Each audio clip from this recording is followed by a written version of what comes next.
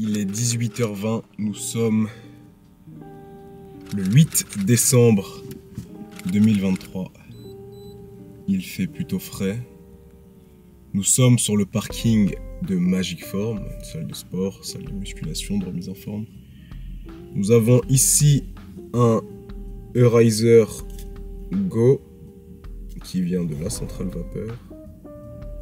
Et à l'intérieur de cet Eurizer Go, nous avons un bol entier de Silver Haze, forte dominante sativa, 90%.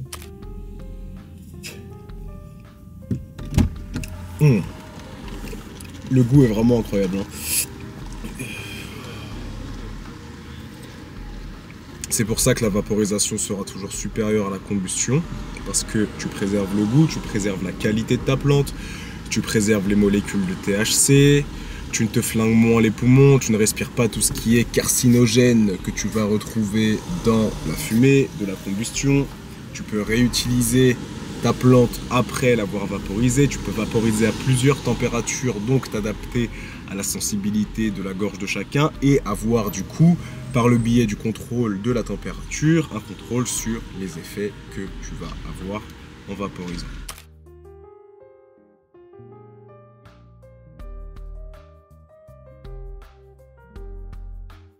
Là, je suis à 210 degrés, ce qui est assez haut sur une température de vaporisation, mais ce sont les effets que je recherche avant ma séance d'entraînement du jour.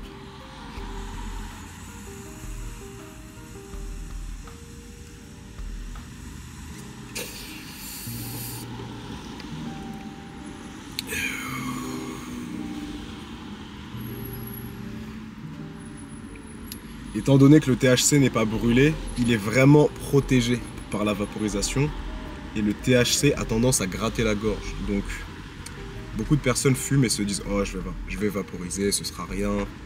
Ils prennent leur première vraie bouffée de vaporisation et ils toussent comme des débutants, comme des personnes qui essayent de tirer sur de la bœuf pour la première fois et c'est assez marrant. Je fais cette vidéo en réalité pour parler procrastination, pour parler flemme, pour parler manque de discipline, pour parler émotion. En ce moment, l'envie de l'entraînement est moyenne. On va pas se mentir, j'ai pas la meilleure des envies d'aller m'entraîner. Plus en ce moment, je me concentre sur énormément d'autres choses, notamment, vraiment notamment, mon développement spirituel. C'est la priorité absolue ces derniers temps, c'est mon développement spirituel. Je cherche à atteindre justement des états spirituels que je n'ai pas encore atteints. Et je pense que vraiment cette quête en ce monde humain, c'est de comprendre que l'intérêt n'est pas forcément à l'extérieur, dans le monde matériel 3D, mais vraiment à l'intérieur, que toutes les réponses sont à l'intérieur. Sauf que pour accéder aux réponses qui sont à l'intérieur, il faut développer sa spiritualité. Et littéralement, la spiritualité, c'est aller chercher l'essence de ce qu'il y a à l'intérieur de notre âme, de ce qui nous compose, de ce qui nous entoure, de tout en réalité, de ce que l'on est tout simplement.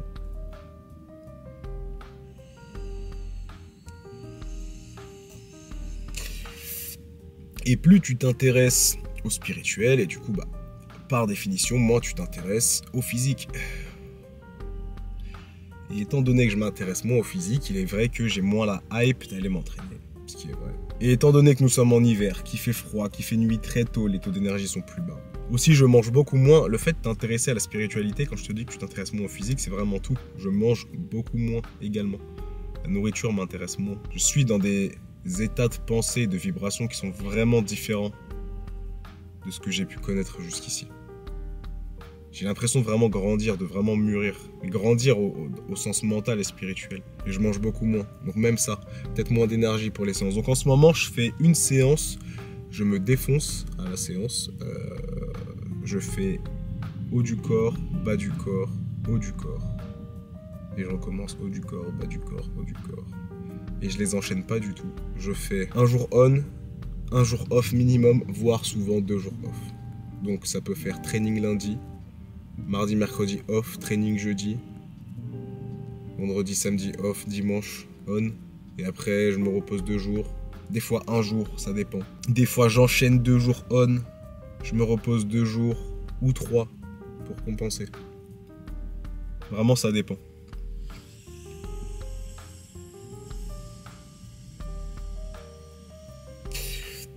Mais comme tu ralentis, tu diminues plutôt le rythme de tes séances, le nombre de tes séances, chaque séance que tu vas faire, tu es vraiment hypé pour aller la faire.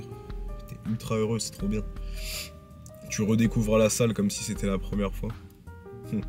Quand tu t'entraînes tous les jours, ça devient normal. Quand tu t'entraînes 2 à 3 fois par semaine, je te promets que sur tes jours off, tu y penses. Même si t'as pas la déter ultime, tu y penses. Et quand tu arrives à la salle, t'es content. Donc comme je l'ai dit, en ce moment, c'est un peu plus compliqué.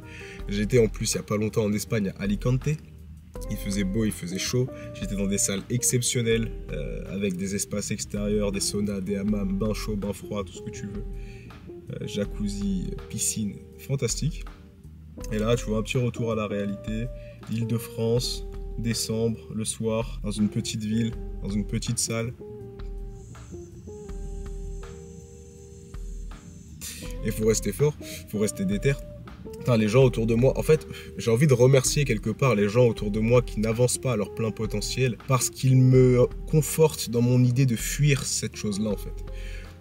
Souvent, on essaye de s'accrocher à une motivation, à s'accrocher à quelque chose qu'on aime, alors que parfois, il suffit juste de fuir ce qu'on n'aime pas.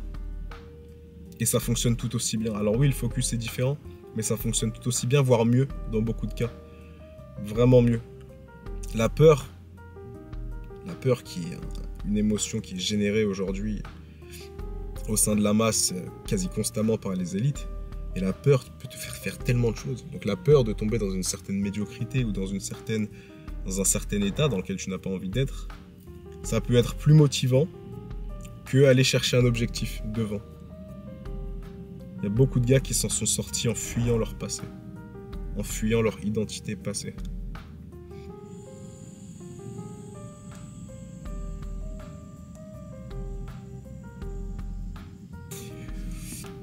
Donc ouais, fuir la médiocrité, fuir le fait d'être obèse, fuir le fait d'être pauvre, fuir le fait de encore se branler sur des films de cul, fuir le fait d'être faible face aux femmes, face à la société. Fuir tout ça, fuir tout ce que tu n'aimes pas, fuir tout ce qui ne te ressemble pas, fuir tout ce qui n'est pas toi, fuir tout ça. Et c'est une fuite intelligente. C'est une fuite intelligente. Parce qu'en fait, tu vas te développer en fuyant ça. C'est bien d'avoir peur d'être médiocre. C'est bien en réalité. C'est une qualité.